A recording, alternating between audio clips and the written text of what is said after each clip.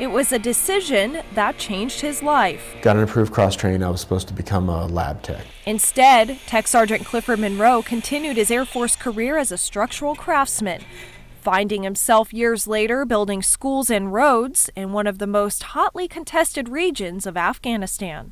It kind of seemed like the more important stuff was, okay, getting from point A to point B safely and getting back. It was on July 31st, 2010 that getting back turned dangerous for Sergeant Monroe and his provincial reconstruction team in Zabul province. We just finished Shura and Lali Clay.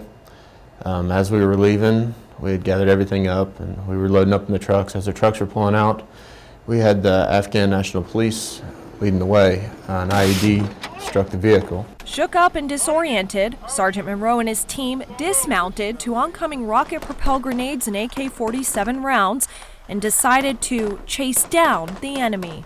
We went towards the fire and once we got out of the truck, you didn't think about it. Like you just did it. You knew by that point you were out and it was time to go. The enemy had already fled by the time they reached the top of the hill. However, Sergeant Monroe and his team proceeded to interview villagers and collect evidence for an investigation. Luckily that day,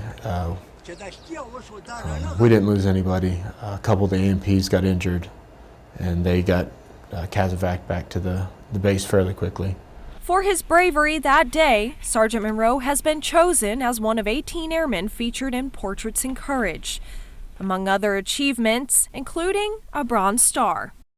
As his fourth deployment, Sergeant Monroe didn't expect much combat to come out of it. You go to a couple deployed locations, you get a couple mortars shelled at you, but you're behind concrete walls, or you're out, the mortar's laying out in the middle of nowhere even close to you.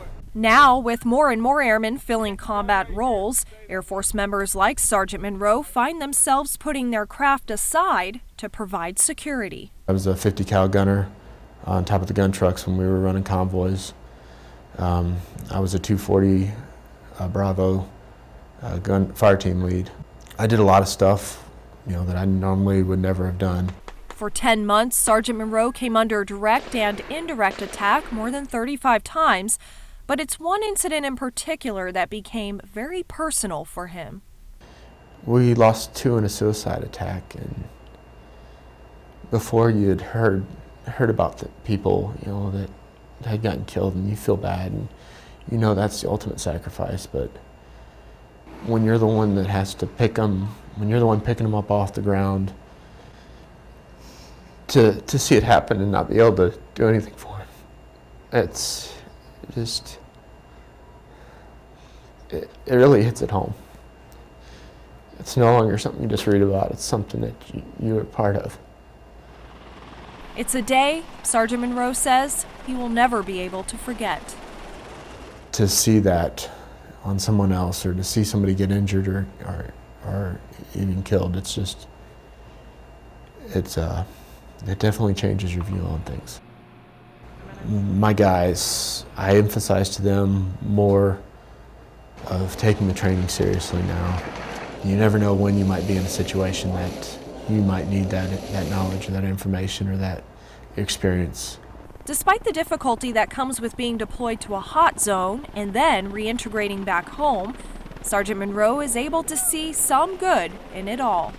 You had the bad in Afghanistan, but where we were at, you had mountains to the north and mountains to the south, and it was all desert, but they were still beautiful. You wake up in the morning, you got your cup of coffee, you look up over the wall, and all you just see is mountains and sky. Staff Sergeant Priscilla Christensen, Grand Forks Air Force Base, North Dakota.